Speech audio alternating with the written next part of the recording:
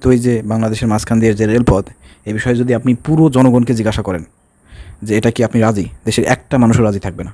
আওয়ামী লীগের লোকও এতে রাজি থাকবে না যে ভারত আমাদের বাংলাদেশের মাঝখান দিয়ে যে তারা রেল নেবে, রেল চালাবে, এটা কেউই রাজি থাকবে না। অথচ বর্তমান অবৈধ ফ্যাসিবাদ, এই দামি সরকার, ভারতের ইশারায় তারা ক্ষমতায় বসে আছে। ভারতকে খুশি করে তাদেরকে চলতে হবে। ভারত এটা আবদার করছে, এখন তার এটা না দিয়ে কোনো উপায় নাই।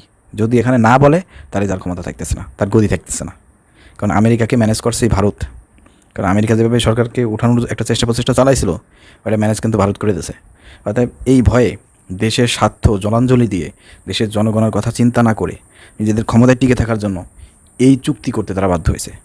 পক্ষান্তরে জনগণকে একটা ভুল বোঝাইছে কি, যে আমরা তাদেরকে রেল লাইন আমাদের ভিতরে চালাইতে দেবো, আর ওই দিক দিয়ে আমরা তিস্তার যে চুক্তি পানি বন্টন, ওইটা আমরা একটা চুক্তি করতেছি, মানে ওইটার সাথে এটা আসলে মূলত বিষয়টি কি এটা না, মূলত বিষয়টা হচ্ছে যে বাধ্য। এখন জনগণকে তো একটা